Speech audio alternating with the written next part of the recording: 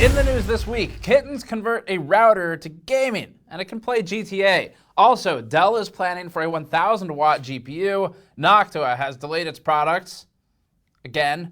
And Nintendo wins a settlement against the developers of the Yuzu emulator just 1 week after we last talked about it. Also a gaming PC for ants. Before that, this video is brought to you by Montech and the King95 Pro case. The King95 Pro is a dual chamber enclosure with configurable options for storage and power supplies. The K95 has a deep 35mm cable channel for management, support for dual power supplies if you want it, which could be useful for a Threadripper system, and ample radiator and fan mounting options scattered around the top, back, bottom, side, and front of the case. The front also can be mesh or solid, with the mesh running a higher porosity for more breathability. Learn more at the link in the description below. First up, we have a ton of cool deep dive engineering interviews and discussions coming up over the next week or two. It's like a special series for us. I'll have a question for you all at the end of this section as well. And the interviews include Tom Peterson, currently at Intel, formerly was at NVIDIA, and most recently joined us to talk about GPU busy, which was a new metric that he was just starting to experiment with and roll out. We've shown it in a few videos now. And he's continued on the quest to find the next thing after just frame times. And actually, this discussion is particularly interesting because he's found it. We found the missing link for GPU and CPU benchmarks. So we'll be talking about that. He will be on actually in 3 separate videos. So we've got one on that topic, another one on, actually it's a really top level, like what are drivers as a starting point, and then we drill into some traces from actual games running on Windows to show a particular unoptimized behavior in a game and how a company, and this is all agnostic to all GPU vendors, might go about fixing that. Really cool discussion. We hear about drivers and optimization all the time. Never really hear about what does it actually mean when a game improves by 10%. What happened to cause that? So that's what we had him on to talk about. And then the last one was a really technical flyover for encode and decode and how that works, compression, things like that. So anyway, that's one of them, or a set of 3 of them. We also have Malcolm Gutenberg, who previously joined. He's an NVIDIA thermal engineer. Previously, he came on to cut an RTX 4090 cooler in half, and either NVIDIA didn't find out or they didn't care because he still has a job, and he came on again, this time to talk about acoustics. Malcolm is an awesome engineer and really brought some depth to the discussion last time. People loved having him on to learn about the thermal design of things. So he'll be back.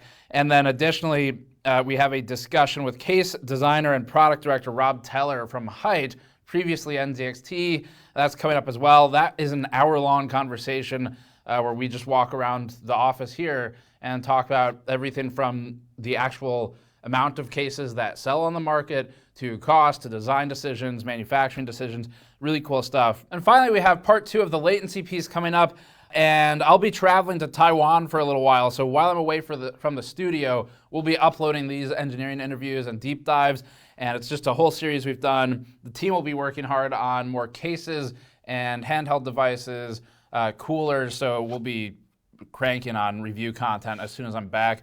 And then we also have a special on power consumption that I can't share more about yet. So that'll be the series. We've got people from all different companies for those, and really excited about it. I learned a lot doing the discussions, and for the latency one, I might need to finalize that once I get back because I want to add some data from our own team for that. But anyway, here's the question for you all. So we do a lot of these great technical interviews and discussions with the companies, and if we go to them, we fly out on our own costs, set the schedule, the topics, and work with them on trying to learn something from actual engineers in the field. And so we publish these throughout the year, as many of you likely know. The question I have is I've been trying to figure out if they should be branded as a series on the channel. So this wouldn't affect the content really. It would affect how it is titled, basically. So normally I just make that decision on my own, but I figured ask the audience. People seem to really like those interviews, so we can just start with what you all think. So the question is, do I just kind of upload them exactly the way I'm doing now, where I give it a title, a thumbnail, upload it, there's the discussion, or do I append something to the title and make it a series? That's really the signifier there. And the reasoning for this, I guess, is from so here's the pros and cons. It's almost podcast style in terms of if you stick it under a brand, where it will help people quickly identify that, oh, this is part of that series I like with engineering interviews, as opposed to without that, it's just a shorter title and less wordy. I really think that's just the only kind of main upside here, is just identifying that this is part of a series I like versus here is a standalone, completely isolated discussion on latency or acoustics without any connection whatsoever to the rest of the interviews we've ever done. So it puts them all in a bucket where it's just all the interviews kind of in a playlist probably, which we do have a playlist on the channel, but with cohesive titling where there's maybe an appended name of series at the end of the title of the video versus just going up standalone and kind of chambered like they are now. So here's a quick example. When we did the engineering interview on latency with Garo Saman from NVIDIA recently,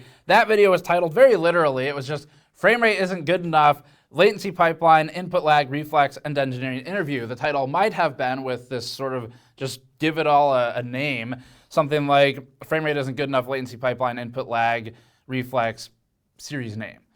Or engineering interview if it fits, series name, because it does get more wordy. So it may be as simple as just calling them all engineering interview or something, but that's not the best branding in the world. It is direct though, which is what we specialize in. But anyway, we'll be publishing some great deep dive content over the next week, so come back and check it all out. Reviews are in the pipeline. We won't be producing a lot of those until I get back, but we have a few that are already shot, so those will be going up as well. And thanks for your patience while I do some travel. And I know you all will enjoy the engineering discussions as well, because they normally go over really well. All right, up first, Dell has just revealed NVIDIA's next step in the ridiculous climb of GPU power draw. This time, it was during Dell's Q4 2024 earnings call. We went to the future for it. Or, fiscal years are weird. Anyway, taken at face value, Dell is planning for GPUs to be pushed up to 1,000 watts per B100 chip in 2025, which is absolutely wild. Here's the quote. They said, "We're excited about what happens at the B100 and the B200, and we think that's where there's actually another opportunity to distinguish engineering confidence. Our characterization in the thermal side, you really don't need direct liquid cooling to get the energy density of 1,000 watts per GPU. That happens next year with the B200. The opportunity for us really to showcase our engineering and how fast we can move, and the work that we've done as an industry leader to bring our expertise to make liquid cooling perform at scale. Whether that's things in fluid chemistry and performance, our interconnect work, the telemetry we are doing, the power management work we're doing, it really allows us to be prepared to bring that to the marketplace at scale to take advantage of this incredible computational capacity or intensity or capability that will exist in the marketplace." Wow. I really feel like I read something from an earnings call. It was a roller coaster the whole time I was reading that, which took multiple takes. I was trying to figure out where the sentences were going. And for the most part, the answer was nowhere. But Dell thinks it can cool 1,000 watts. So we got something out of that paragraph.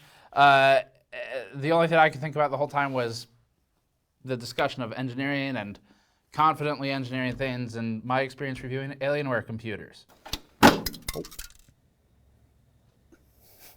Anyway, it would be impressive if they could cool 1,000 watts on one die without liquid. It comes down to power density too, though, meaning that the B100 could theoretically be an even larger die than the already massive H100. The implication there is that Dell thinks it can cool maybe B200 as well without moving to liquid, and that might push beyond 1,000 watts based on what they're saying. But bear in mind that H100, B100 class chips are not what make their way into desktops, so you don't need to throw away those measly 1,000 watt power supplies just yet. The H100 is rated for 700 watts of power draw, which is beyond the normal range for even an RTX 4090 overclocked. So if the same relative scale between desktop and data center remains true, maybe the next generation pushes a little bit beyond what we're seeing with the 4090s, but we'll find out. You paid for the whole power supply, and you're going to use the whole power supply, whether you want to or not. Next one, according to a Chinese source on the forum board channels, which has popped up once or twice before, translated by videocards.com, inventory of NVIDIA's 16 series GTX cards is dwindling and will soon be discontinued, which would mark the end of the long-running GTX graphics cards. The translation reads, quote, "According to the NVIDIA GPU product roadmap, the GTX 16 series has been completely discontinued in the first quarter of 2024. Currently, all remaining GPU stock has been allocated to AIC brand manufacturers until their inventories are depleted. In other words, NVIDIA has officially ceased production of the GTX 16 series GPUs, declaring the historical mission of discontinuing the 1660 Super, 1660, 1650, and 1630 graphics cards. Going forward, neither NVIDIA nor the core add-in card board manufacturers will supply GTX 16 GPUs to channel partners. It's estimated that the remaining inventory of GTX 16 in the market will be consumed within the next 1 to 3 months. With the 16 series being depleted, that'll leave NVIDIA with basically nothing at the low end. It'll just be the RTX 3050 6GB, which shouldn't exist, but it does. So you're welcome, consumers. And we'll see if they come out with something else to follow it up. The GTX series, though, as far as we can find, so first of all, it was kind of big news when they killed GTX titling years ago with the launch of the RTX 20 series, but it's still stuck around in bits and pieces, like with those 16 series cards, where they were able to just keep it alive for things that were not ray tracing supported. And so anyway, as far as we can find, it looks like the first appearance of the GTX moniker was actually as a suffix. And it was for the 7800 GTX in 2005. That's based on some quick searches. But it would be moved up to prefix status, which is, of course, the best of statuses, at a later date with the GTX 280. That was in 2008. It was a risky move because, as you all know, there's a really limited set of options in the alphabet for product names.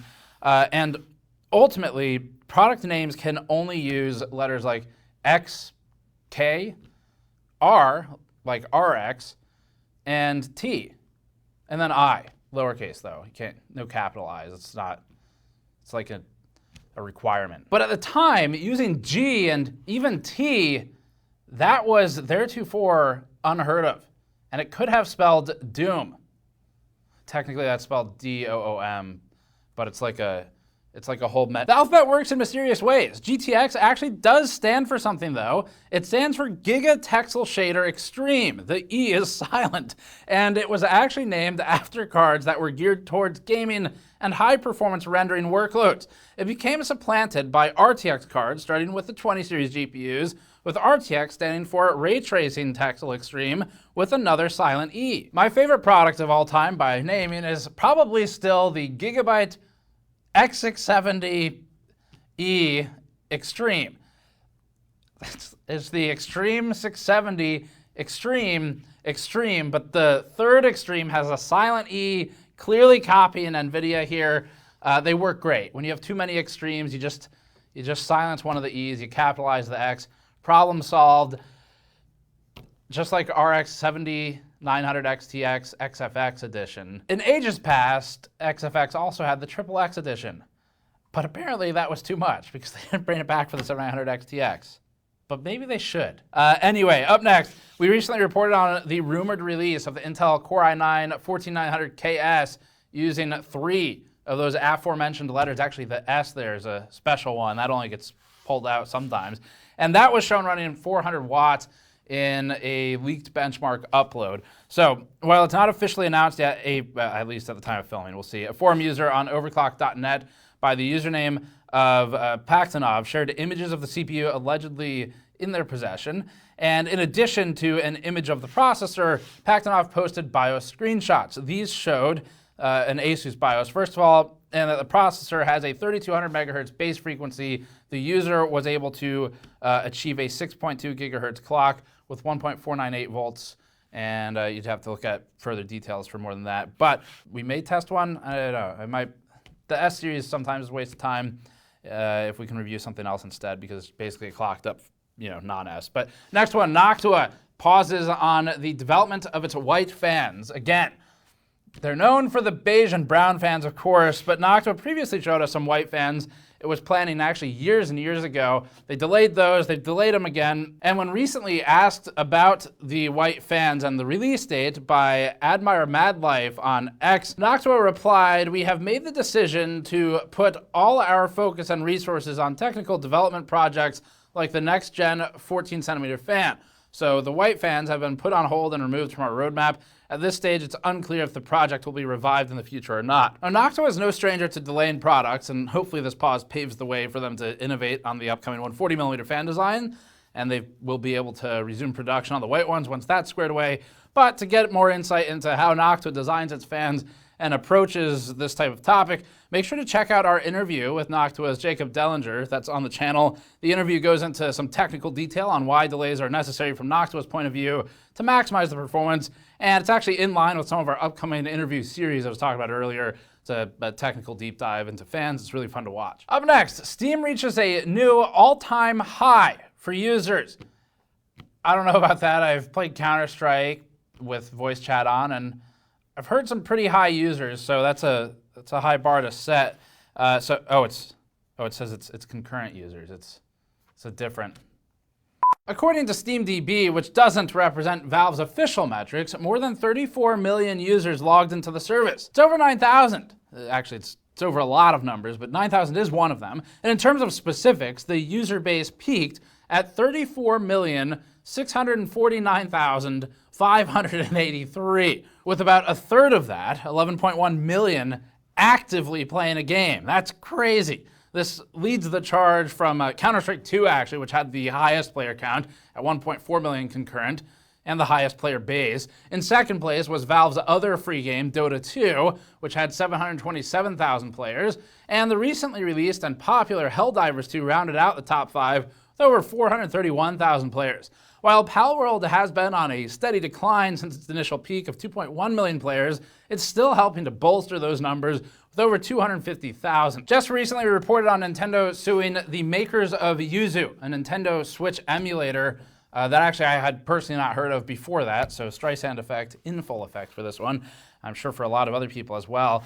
But the maker of it is Tropic Haze LLC, and within it's like a week, 10 days or so, they have already reached a settlement. So Tropic Haze LLC has pulled the emulator. They have posted basically an apology, said they didn't know that people were using it for piracy, and they are agreeing to a $2.4 million settlement. Now, this is a limited liability company, so hopefully the individuals who worked on the emulator are somewhat protected if they did things properly. We don't know if they'll actually pay that full amount. Depends on what their revenue sources are and if they have that kind of money. But not only has this affected Yuzu, but also the 3DS emulator. So Nintendo took this opportunity to get rid of both in one go. That's Citra, and Tropic Haze also developed that one. So Yuzu developer Bunai took to the Yuzu Discord and wrote this, quote, "We write today to inform you that Yuzu and Yuzu's support of Citra are being discontinued, effective immediately. Yuzu and its team have always been against piracy. We started the projects in good faith out of passion for Nintendo and its consoles and games, and we're not intending to cause harm. But we see now that because our projects can circumvent Nintendo's technological protection measures and allow users to play games outside of authorized hardware, they have led to extensive piracy. In particular, we have been deeply disappointed when users have used our software to leak game content prior to its release and ruin the experience for legitimate purchasers and fans. We've come to the decision that we cannot continue to allow this to occur. Piracy was never our intention, and we believe that piracy of video games and on video game consoles should end. Effective today, we will be pulling our code repositories offline, discontinuing our Patreon accounts and Discord servers, and soon shutting down our websites. We hope our actions will be a small step toward ending piracy of all creators' works." Now, that message was definitely written by at least Tropic Haze's or Yuzu's lawyer, if not in collaboration with Nintendo's lawyers. A lot of times, that's how these settlements work. The companies come to an agreement, the sort of, call it prevailing party, but there's not technically a ruling in these cases. But the party that has control of the discussion often will work with the other one to come to a unified public statement about what happened. A lot of times what you get is basically the parties have come to a mutually agreeable settlement or something, and that's kind of it. But in this case, we got a little bit more. As of today, the source code for both Citra and Yuzu have been pulled from GitHub, and Tropic Haze will also give up the yuzu-mu.org URL to Nintendo. We wouldn't be surprised if the code continues to live in some capacity. And again, it really does seem like a kind of Streisand effect situation where a lot of people may have never been familiar with Yuzu before this. And like I said, I don't personally follow the console emulation space, so it was all news to me. And I didn't know that there was a fully functioning Switch emulator until we covered it. Because I cover computers and normally PC gaming. So it's probably a lot of people in that situation where they look at it going, interesting. But anyway, that will be officially pulled, and then however it progresses is news for another time. And then for the next one, we have two more. A cool mini PC that releases in China, and this is a really, really mini PC. It's like slightly bigger than a 120mm case fan PC. It's a PC for ants. This computer is being released by Tianba, or better known as AOO Star internationally. Is it though? Is it really better known that way? AOO Star is releasing an not sure how you're supposed to pronounce it, an interesting NUC-like or minis form-like PC, and this is called the Gem 12 Pro. I know how to pronounce that word, and it's equipped with AMD's Zen 4-based Ryzen 7 8845HS solution, featuring options that include a built-in touchscreen and a fingerprint sensor. The touchscreen is also for ants. The tiny screen can display metrics like CPU, GPU, and RAM temperature and frequency. The highest end options R7 8845HS is an 8-core, 16-thread part with an advertised clock speed of 5.1 gigahertz. It's paired with a Radeon 780M IGP, and the mini PC also comes with an Oculink port. This would allow you to connect an external graphics dock and card. And configurations also come with up to 64 gigabytes of DDR5 5600 RAM and a 1 terabyte NVMe SSD. While the device is extremely compact, it features ports that include USB 4, USB 3.2 Gen 2, DP 1.4, HDMI 2.1, and dual Ethernet ports. The Gem 12 Pro also supports Wi-Fi 6. The mini PC is said to deliver 75 watts of power. They claim to keep it cool with a single vapor chamber and 2 heat pipes. And this cooling system is called the Glacier 3.0. Now, we're not experts on glaciers, but seems kind of hard to fit in a box. The system is 130 by 130 by 60 millimeters, making it only barely larger than a thick 120mm fan. That's extremely tiny. The Z1 Extreme has proven that powerful gaming capabilities can be packed into small form factors, so this is just kind of a desktop version of that, or at least in terms of the form factor, because it's otherwise similar in the CPU department. All right, KittenLabs was able to get GTA Vice City running on a router, like a wireless router. The router in question is TP-Link's TLWDR4900V1. What makes the router unique is that it uses a PowerPC E500V2 32-bit processor. KittenLabs noted that this offered a lot of performance for 2013 when the router was released, and they also added that it had, quote, excellent PCIe controllers, which was important. Now, we believe in hard-hitting news gathering here, so we sent a photographer to the field to work with KittenLabs to try and get a better understanding of who did this engineering, and our photographer came back with this. They're hard at work. The PCIe support was important as the Kittens had to install an external AMD GPU to the router after they were done sitting on it for warmth. Since routers don't come with your conventional PCIe slots, KittenLabs had to design a custom mini PC breakout, which was attached via enameled copper wire. The group of cats first tried curiously connecting a Radeon RX 570 to the router, but it only produced imagery with artifacting. They tried again with an AMD Radeon HD 7470 coupled with older Radeon drivers and got things rolling. KittenLabs installed Linux on the router, and after several days of troubleshooting a reverse-engineered version of Vice City on it, they got the game up and running. Unfortunately, it would produce a weird flashing imagery. Not to be deterred, the Kittens noticed that this problem seemed to go away if you disabled NPCs in the game. Though we wouldn't say Vice City is a compelling game without any NPCs. And besides, if a car is stolen and nobody is there to care about it, was it really stolen?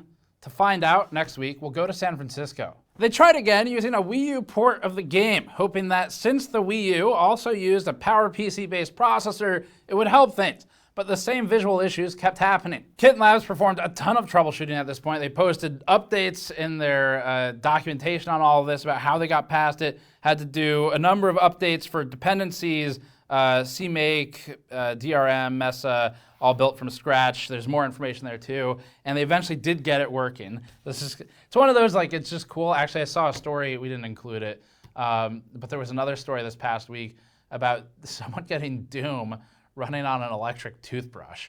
Maybe we'll save that one for next week. Anyway, they were able to get it rendering and working fine as they said, with acceleration. So KittenLabs still isn't entirely sure what's causing the visual problems, writing, quote, the exact issue and library at fault is still unknown, but we were more than happy to have finally resolved the issue. After they were done modifying the router, they knocked it off the table. That's it for this one. Thanks for watching. As always, subscribe for more. You can go to store.gamersnexus.net to support us directly, or patreon.com/gamersnexus, and check back for all those interviews. Otherwise, we'll be back in a couple weeks with a ton of reviews. But thanks for watching. See you all next time.